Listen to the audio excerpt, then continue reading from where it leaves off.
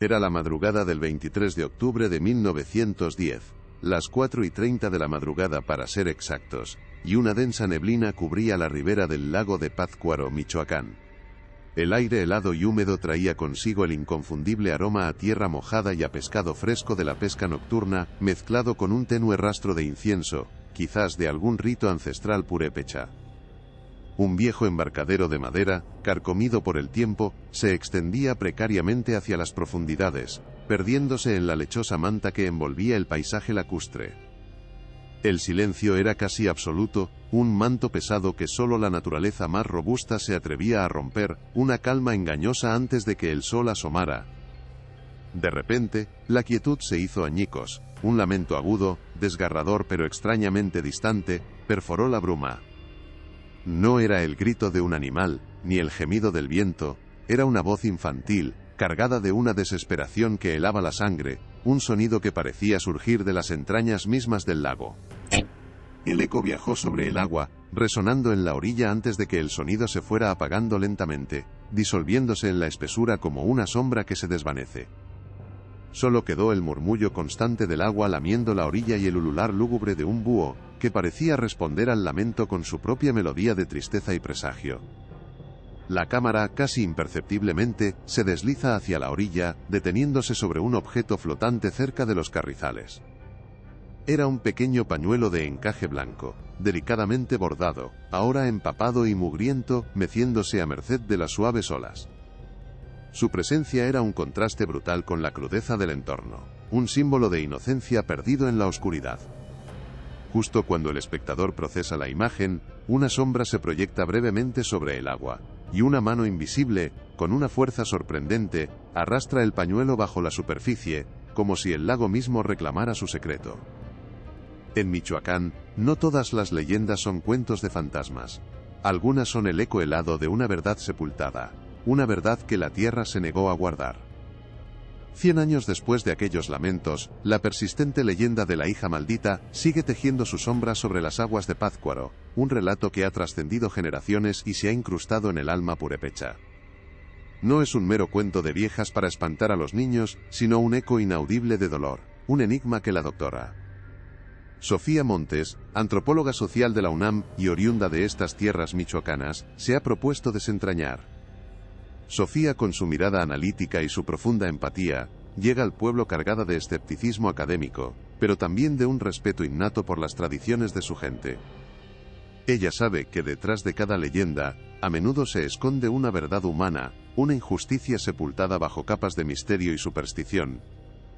Su misión es clara: arrancar la máscara del mito para exponer la cruda realidad. El corazón de esta leyenda helada es Isabel Torres, a quien todos llamaban Chabelita, una niña de 14 años cuyo destino fue sellado en 1910 con un matrimonio forzado. Su esposo, don Ramiro Vargas, su propio tío, era un hombre 20 años mayor, de carácter recio y ambición desmedida. Este arreglo no fue por amor, sino por una intrincada red de intereses, tierras, honor familiar y la consolidación de poder. La comunidad, atrapada entre el respeto a las costumbres y el murmullo de la tragedia inminente, presenció cómo la inocencia de Chabelita era sacrificada en el altar de la conveniencia. Este pacto antinatural desató una serie de eventos catastróficos, sumiendo a la joven en una espiral de desesperación que culminaría en su misteriosa desaparición y el nacimiento de una maldición que sigue resonando. A principios del siglo XX, en las comunidades rurales de Michoacán, la vida se regía por códigos que hoy nos parecerían brutales. El matrimonio por conveniencia era una práctica arraigada, una herramienta para preservar el patrimonio o resolver disputas territoriales. La dote, la herencia de tierras y el inquebrantable honor familiar eran pilares que sostenían la estructura social, a menudo pisoteando los derechos individuales, especialmente los de las mujeres.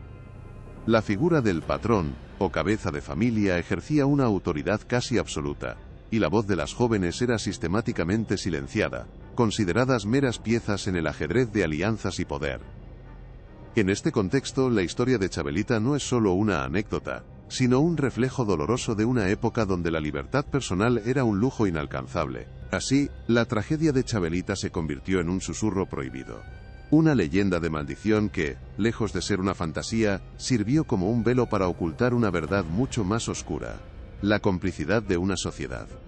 La doctora Montes sabe que la maldición fue, en realidad, una narrativa conveniente para desviar la atención de un crimen, para silenciar la culpa colectiva y mantener a raya a quienes osaran cuestionar el orden establecido.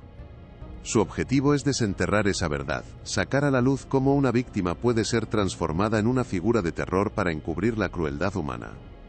Promete al espectador no solo la revelación de un misterio, sino la comprensión de cómo la cultura y el poder pueden distorsionar la realidad, convirtiendo la injusticia en un mito perdurable. Sofía llegó a Pátzcuaro, el lago aún cubierto por una bruma que parecía guardar los secretos del tiempo. La gente del pueblo, con miradas esquivas y sonrisas tímidas, compartía el aire helado de la mañana, pero no sus historias fácilmente. La leyenda de la hija maldita era un susurro constante, una sombra que se extendía desde las calles empedradas hasta los rincones más recónditos de sus hogares.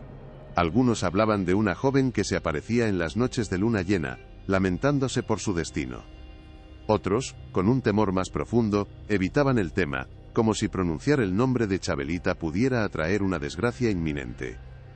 Sofía, con su escepticismo académico, sentía el peso de la tradición y la superstición, pero también la innegable presencia de una verdad oculta bajo siglos de folclore. Su primera parada fue la parroquia local, un edificio colonial de piedra que había sido testigo de generaciones.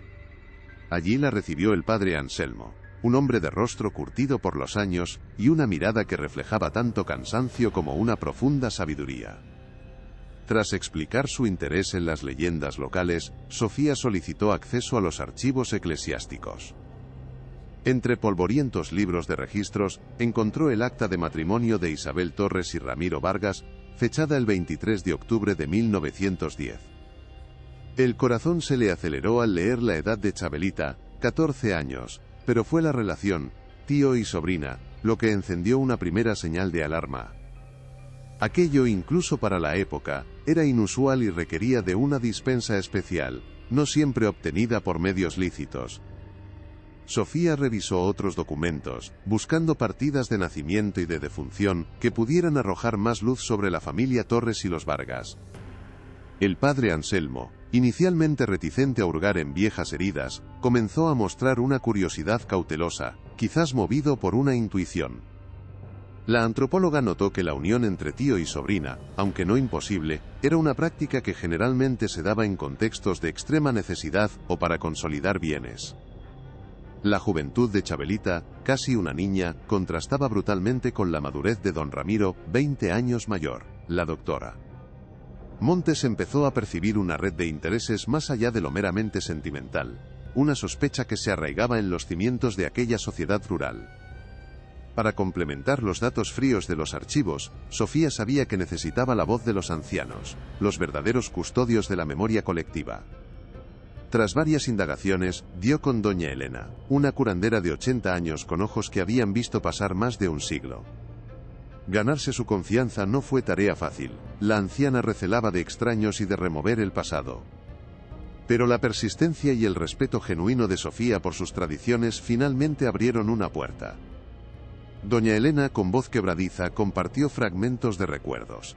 La tristeza de Chabelita, los constantes abusos de don Ramiro, la presión familiar para callar y aceptar su destino, una frase que resonaba con el eco de una sentencia. El relato de doña Elena continuó, mencionando un accidente cerca del lago, justo después de una fuerte discusión entre Chabelita y don Ramiro. El cuerpo de la joven nunca fue encontrado, o al menos eso se dijo. Aquella revelación, aunque velada por el miedo y la superstición, encajaba con el lamento inicial que había roto la quietud de la madrugada de 1910. Sofía sintió un escalofrío, un accidente o algo más siniestro. La anciana insistió en que el lago se la había llevado por una maldición, pero en el tono de su voz, la antropóloga detectó una verdad subyacente. El silencio de la comunidad no era por respeto al mito, sino por temor a una realidad que nadie se atrevía a nombrar.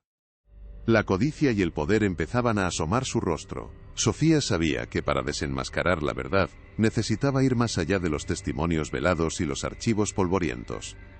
Los descendientes directos de don Ramiro Vargas eran la siguiente pieza en el rompecabezas, los custodios de una memoria familiar que, intuía, guardaba más secretos que verdades. Con cautela, intentó acercarse a ellos, esperando encontrar alguna pista, algún indicio que rompiera el velo del silencio. Sin embargo, su llegada al pueblo no había pasado desapercibida. La familia Vargas, aún influyente en la región, la recibió con una mezcla de recelo y hostilidad apenas disimulada. Las puertas se cerraban, las miradas esquivas se convertían en ceños fruncidos, y cualquier intento de conversación era cortado con evasivas, o con el pretexto de que, esas son cosas viejas que no vale la pena recordar. El honor familiar era un escudo infranqueable, levantado para proteger un pasado que claramente no querían que saliera a la luz. La antropóloga sintió la pesada carga de una conspiración de silencio. La resistencia no era meramente pasiva. Se manifestaba en un ambiente cargado de advertencias sutiles y miradas amenazantes. Algunos vecinos, aquellos que se atrevían a balbucear una palabra, le aconsejaban a Sofía no buscar lo que no se ha perdido, o dejar que los muertos descansen en paz, siempre con una referencia velada a la maldición que, según ellos, seguiría persiguiendo a quien osara perturbar el descanso de Chabelita. Los Vargas, por su parte, utilizaban su influencia para bloquear cualquier acceso a registros locales o a posibles informantes, creando una atmósfera de intimidación que hacía que el miedo se extendiera como una plaga.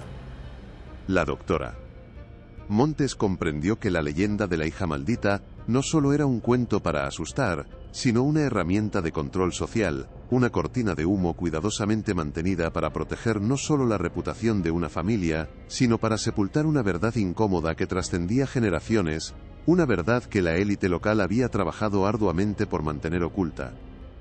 La frustración comenzó a hacerse presente en Sofía, pero no de una manera que la hiciera desistir, al contrario, alimentó su determinación. Cada puerta cerrada, cada mirada hostil, cada susurro de advertencia no hacía más que confirmar su hipótesis inicial. La leyenda era una fachada, y detrás de ella se escondía un crimen. No era la maldición de una joven la que mantenía a la gente en silencio, sino el temor a un poder terrenal, a las repercusiones de desenterrar una injusticia que la comunidad en su momento había optado por ignorar o encubrir. Sofía sabía que estaba pisando terreno peligroso, que se enfrentaba a fuerzas arraigadas que no deseaban que la verdad emergiera. Pero la imagen de Chabelita, una niña de 14 años sacrificada en el altar de la avaricia y el honor, se había incrustado en su mente y corazón, impulsándola a seguir adelante. La doctora Montes no se rendiría, la voz de Chabelita merecía ser escuchada, incluso si para ello debía desafiar a todo un pueblo. Sofía, lejos de amedrentarse por la conspiración de silencio, reorientó su investigación con una determinación renovada. Comprendió que el honor familiar y la maldición eran meras fachadas para ocultar un móvil mucho más tangible, la avaricia y el poder territorial. Sabía que las disputas por la tierra en Michoacán, especialmente a principios del siglo XX, eran feroces y a menudo sangrientas. Decidió entonces sumergirse en los archivos del Registro Público de la Propiedad, una fuente fría pero innegable de verdades económicas. Se puso en contacto con un colega historiador de la UNAM, especialista en catastro rural, quien le aconsejó cómo navegar por la intrincada burocracia de los viejos legajos. Quería desentrañar los verdaderos intereses que tejieron el destino de Chabelita. La doctora Montes, con cada paso, sentía que se acercaba a la cruda realidad detrás del mito. Su búsqueda la llevó al archivo histórico del Registro Público, un edificio sobrio en el corazón de Pátzcuaro, donde el polvo parecía guardar los secretos de generaciones. Entre legajos encuadernados en cuero gastado y mapas catastrales amarillentos, Sofía pasó días inmersa en una labor detectivesca. Con la ayuda de don Efrén, un escribano jubilado que conocía cada rincón de aquellos papeles como la palma de su mano, logró rastrear las propiedades de la familia Torres y los Vargas. Don Efrén, con su mirada sagaz, le advirtió que muchas transacciones de antaño, aunque legales, escondían historias de poder y despojos. Los documentos, escritos con caligrafía elegante y tinta desvanecida, empezaron a revelar un patrón inquietante, una red de posesiones que se extendía como una telaraña sobre el paisaje michoacano. La verdad comenzaba a emerger entre las líneas de los viejos registros. Lo que Sofía descubrió en esos registros confirmó sus peores sospechas. Las tierras de la familia Torres no eran solo parcelas, sino extensiones estratégicamente ubicadas, colindantes con las vastas propiedades de los Vargas, y con acceso privilegiado a las riberas del lago. Eran terrenos fértiles, ideales para la agricultura y la pesca, recursos vitales en la economía de la época. El matrimonio de Chabelita con su tío don Ramiro no fue un mero arreglo familiar, sino una maniobra calculada para consolidar un imperio territorial. Documentos previos a 1910 mostraban una ambición expansionista por parte de los Vargas, y la unión con Isabel selló esa expansión. La niña en este frío esquema fue una pieza más en un ajedrez de intereses económicos, subida un peón sacrificado en el tablero de la codicia y el poder. La verdad era más brutal que cualquier leyenda de fantasmas. La doctora Montes sintió un escalofrío al atar los cabos. El acta de matrimonio anómala, el testimonio velado de doña Elena sobre la tristeza de Chabelita, y ahora la irrefutable evidencia de la avaricia territorial. La leyenda de la hija maldita, que durante un siglo había aterrorizado a la comunidad, se desvelaba como una elaborada cortina de humo. No era una maldición sobrenatural la que había llevado a Chabelita al lago, sino la implacable mano del hombre, movida por la codicia. Su desaparición, lejos de ser un accidente, adquiría el matiz de un crimen calculado, encubierto por el miedo y la superstición. La comunidad, al perpetuar el mito, se había vuelto cómplice, consciente o inconscientemente, de silenciar una verdad incómoda, una verdad que desnudaba la crueldad y la injusticia social que aún resonaba en Pátzcuaro. A pesar de la contundencia de los registros y la lógica de su investigación, Sofía sentía que faltaba algo esencial: la voz de Chabelita. Los documentos hablaban de propiedades y transacciones, pero no del corazón roto de una niña. Necesitaba un eco de su propia experiencia, un fragmento de su alma para completar el rompecabezas. Regresó a la parroquia, buscando nuevamente al padre Anselmo. Quizás, pensó, en algún rincón olvidado de la sacristía, entre los objetos donados por familias antiguas o los archivos personales de algún cura predecesor, pudiera existir una pista más íntima. Algo que fuera más allá de los datos fríos, algo que revelara la profunda desesperación de Isabel. La doctora Montes estaba convencida de que la verdad completa no residía solo en los hechos, sino en el dolor silenciado de la víctima, esperando ser descubierto y finalmente honrado. Sofía regresó a la parroquia, la persistencia grabada en su rostro, buscando al padre Anselmo con una nueva urgencia. Había revisado los archivos, desentrañado el entramado de tierras y dinero, pero la verdad de Chabelita, su esencia, seguía esquiva. El sacerdote, al verla de nuevo, pareció reconocer la sombra de una carga que él mismo había llevado por años. Sus ojos cansados se encontraron con la determinación de Sofía, y un silencio denso se instaló entre ellos, cargado de verdades no dichas. La antropóloga reiteró su necesidad de ir más allá de los fríos documentos, de encontrar algo que hablara del corazón de la niña, de su dolor silenciado, algo que la conectara directamente con aquella voz infantil que se perdió en la neblina del lago hace más de un siglo. Sentía que la Iglesia, testigo de tantas vidas, debía guardar algún eco más íntimo. El padre Anselmo suspiró, una exhalación profunda que parecía liberar años de secretos contenidos. La fe de Sofía en la verdad, su respeto por las almas perdidas, había tocado una fibra sensible en el viejo párroco. Con un gesto lento, la invitó a seguirle a un pequeño cuarto adyacente a la sacristía, un lugar polvoriento y casi olvidado, donde se acumulaban objetos donados y recuerdos de feligreses. Entre viejos rosarios, estampas desgastadas y libros de oraciones, el padre Anselmo se agachó y, tras remover una pila de manteles antiguos, extrajo una pequeña caja de madera oscura, casi carcomida. Dentro, envuelto en un trozo de tela amarillenta, yacía un cuadernillo gastado, de tapas de cuero, apenas un puñado de hojas. Esto perteneció a Isabel, murmuró el sacerdote, su voz apenas un susurro.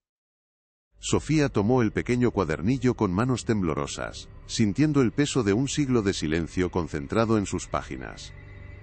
Era el diario de Chabelita, el testimonio personal de una vida truncada, un objeto que, contra todo pronóstico, había sobrevivido al tiempo y al olvido.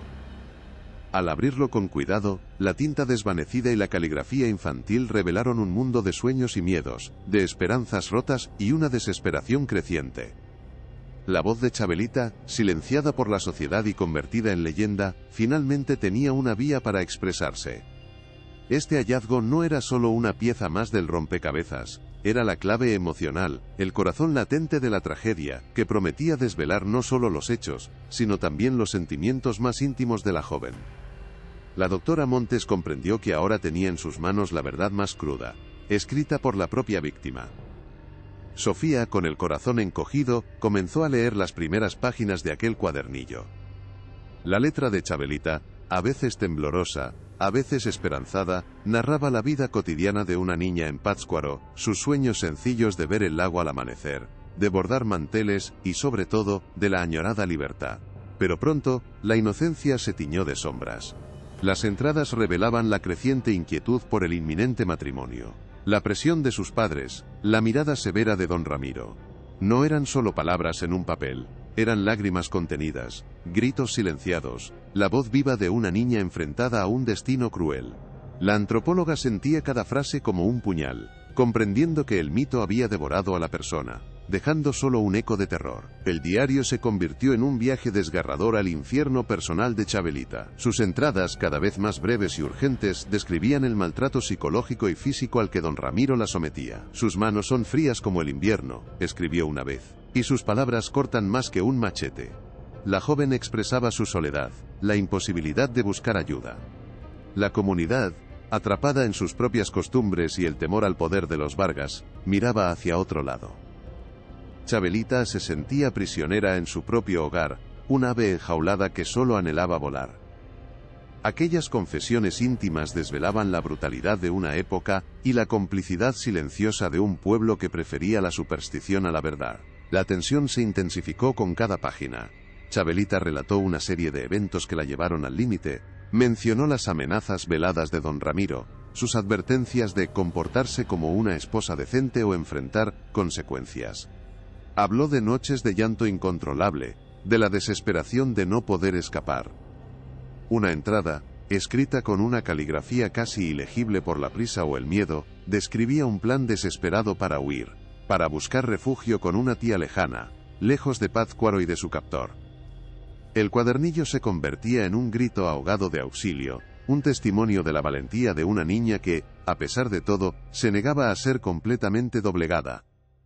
Las últimas páginas del diario eran un presagio funesto, un torbellino de emociones que culminaban en un final abierto y aterrador. La última entrada, fechada el 22 de octubre de 1910, la víspera de su desaparición, era una mezcla de terror y determinación. «Hoy es mi última oportunidad», escribió Chabelita, «iré al embarcadero al amanecer. Si no regreso, recuérdenme». No había una maldición, sino una confrontación inminente.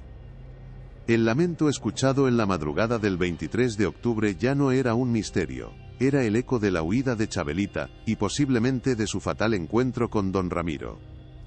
La verdad era más cruda, más humana, y más desgarradora que cualquier leyenda fantasmagórica. Sofía, con el crepúsculo purépecha tiñendo de violeta el lago de Pátzcuaro, regresó a la orilla. El mismo aire frío y húmedo de aquel amanecer de 1910, cargado con el aroma a tierra mojada, parecía susurrar los secretos del tiempo. Con el cuadernillo de Chabelita entre sus manos, el corazón de Sofía latía al compás de la verdad que estaba a punto de desvelarse. Abrió las últimas páginas, donde la letra infantil se había transformado en un trazo desesperado, casi ilegible. El lamento agudo que había perforado la bruma un siglo atrás, el pañuelo de encaje arrastrado bajo las aguas, todo comenzaba a encajar con una brutalidad que superaba cualquier fantasía. La antropóloga sintió el peso de la historia, la voz de una niña que por fin sería escuchada, no como un espectro, sino como la víctima de una injusticia atroz, una verdad humana sepultada bajo el manto de la superstición. Las últimas entradas del diario de Chabelita eran un torbellino de pavor y una determinación frágil. «Hoy es mi última oportunidad», leía Sofía, su voz temblaba ligeramente al pronunciar aquellas palabras escritas con tinta desvanecida. «Iré al embarcadero al amanecer. Si no regreso, recuérdenme». La niña, acorralada por el maltrato de don Ramiro y la indiferencia de un pueblo cómplice, había intentado huir, buscando la libertad a través de las aguas que, paradójicamente, sellarían su destino. Todo indicaba que fue allí, en la quietud engañosa de la madrugada, donde la intercepción por parte de su tío fue inevitable. En un forcejeo desesperado, o quizás empujada por el pánico, Chabelita cayó a las gélidas profundidades del lago. Su cuerpo, jamás encontrado, se convirtió en el secreto mejor guardado de Pátzcuaro, la semilla de una leyenda creada para encubrir un crimen. No hubo una maldición sobrenatural que arrastrara a Chabelita, sino la mano implacable de la avaricia y la opresión patriarcal. Sus últimas palabras, un ruego póstumo, no imploraban venganza fantasmal, sino justicia y el simple derecho a ser recordada, como Isabel Torres, la niña de 14 años que anhelaba libertad, no como un ente de terror. La investigación de Sofía había desmantelado el mito. La hija maldita era, en realidad, la hija silenciada. La verdadera maldición no residía en el espíritu inquieto de la joven, sino en el silencio cómplice de una sociedad que permitió la barbarie, que prefirió tejer un velo de fantasía antes que confrontar la cruda realidad de la violencia y la injusticia. A través del diario, la voz de Chabelita resonaba finalmente en el crepúsculo del lago, un eco de verdad que exigía no ser olvidado. El diario había desnudado no solo los hechos, sino también el inmenso sufrimiento. Sofía, con la verdad de Chabelita resonando en cada fibra de su ser, comprendió que su misión no terminaba con el hallazgo. La revelación de la avaricia territorial de los Vargas, confirmada por los registros, y el abuso documentado en el diario, desmantelaba por completo la leyenda de la hija maldita. Ya no era un espectro caprichoso que vagaba por el lago, sino el fantasma real de una injusticia palpable, un crimen atroz silenciado por el miedo ancestral y la conveniencia de una sociedad que prefería el mito a la confrontación. La comunidad de Pátzcuaro, al perpetuar ciegamente la leyenda, había sido cómplice, consciente o inconscientemente, de un encubrimiento que duró un siglo, permitiendo que la verdadera tragedia de Isabel Torres se perdiera en el olvido, oculta bajo el velo de lo sobrenatural y la opresión. La historia de Chabelita, finalmente contada, trascendió las páginas de su diario y los polvorientos archivos, convirtiéndose en un faro para las innumerables hijas silenciadas de México. La labor de Sofía Montes no solo había desenterrado un crimen, sino que había honrado la memoria de una niña cuya voz fue ahogada por la avaricia y el patriarcado. Su investigación forzó a la comunidad a confrontar su propio pasado, a reconocer la complicidad en el silencio y a entender cómo las leyendas pueden ser herramientas poderosas para manipular la verdad. El legado de Chabelita ya no sería el de una maldición, sino el de una advertencia, un recordatorio doloroso de que la justicia histórica es fundamental para sanar las heridas de un pueblo y asegurar que ninguna otra vida sea sacrificada en el altar de la conveniencia y el poder. Con el crepúsculo cayendo sobre el lago de Pátzcuaro, Sofía cerró el diario de Chabelita. El viento, que antes parecía susurrar lamentos, ahora traía un eco de redención. La verdad, aunque dolorosa, había sido liberada. La maldición se disipaba para dar paso a la comprensión de una tragedia humana que exigía ser recordada. Si esta conmovedora historia de injusticia y resiliencia te ha tocado el alma, si crees que la voz de Chabelita merece ser escuchada por siempre, te invitamos a que le des un me gusta a este video, compartas su relato y te suscribas a nuestro canal. Activa la campanita para no perderte nuestras próximas investigaciones. Continuaremos desenterrando verdades silenciadas, una historia a la vez.